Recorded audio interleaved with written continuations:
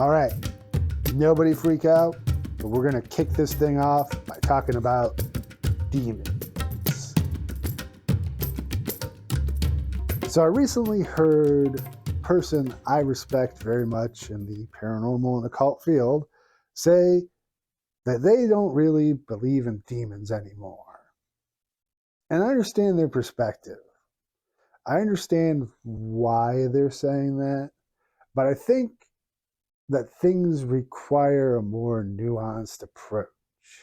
And they might be dumbing it down a little for their fan base, but you know us around here, we don't dumb things down. By the way, this is a very small difference of opinion, and I still respect that person who I'm not naming Newkirk. So, yeah, they're great. You should go check out their stuff. This is only a small difference of opinion, and it may even be just a difference between what they're publicly saying and what they might privately be thinking might be a little bit different. So the first thing we have to ask ourselves is, what's a demon? We need to define our terms. Now, I can get into the whole history of the thing, and we could talk about the origins of the Greek word daimon and what that means, but I don't think it's going to be particularly useful.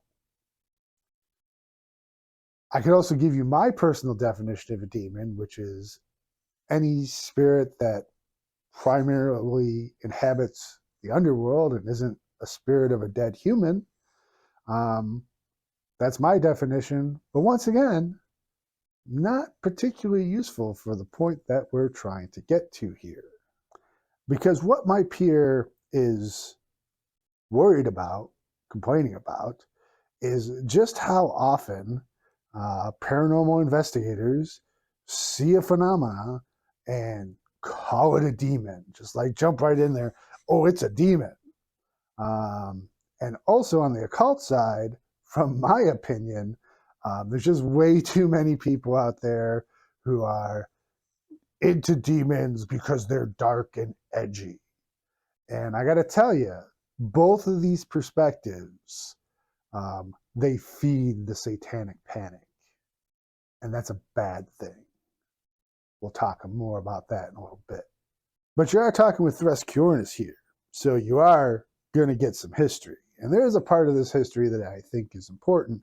And what we need to talk about is demonization. Now, English speakers generally use the term demonize to describe when someone is talking about a person or a subject and are unfairly putting it in a negative light. That's mostly how the term, demonize is used in the modern day. But this is a very real practice and historical concept that's a very important part of this. So the thing you got to understand is that many of the beings that we call demons get named in a group of medieval texts called the grimoires. And these grimoires have lists of demons. And if you look at the names of these demons, you're going to find something very curious about some of them. See, because the names of these demons also just happen to be the names of gods who were the gods of people who were enemies of the Jewish people. You'll see in multiple grimoires, you'll see the demon Baal. Well, that's pretty much the same as Baal, the Canaanite god. And the Canaanites were enemies of the Israelites. Another one you're going to see in a grimoire called the Grimoire Verum is Astaroth. And scholars pretty much agree that this is a form of the name Astarte, who was another Canaanite god. So what you're getting here is just basically an ancient tribal beef between these people. And looking at the gods of this other tribe as evil and demoting them to demons.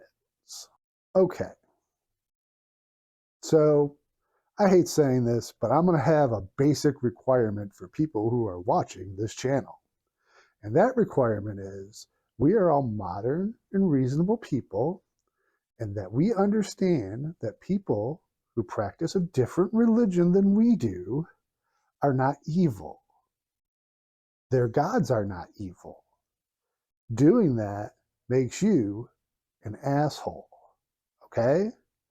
So, tons of beings out there where, the Judeo-Christian tradition calls them demons, but they're just spirits from other cultures. They're not necessarily evil and spooky. With that all being said, does that really get to the heart of the matter? Because your definition of a demon may be any spirit that has malicious intent. That's not a bad definition. I think you should judge people by what they do and not what other people say about them.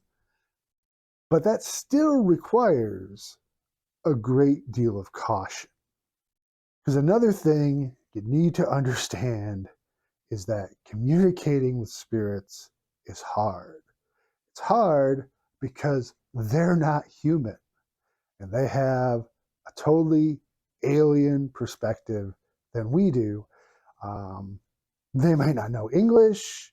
They have entirely different cultures, different modes of being. So communicating with them is exceedingly difficult and requires a lot of discernment.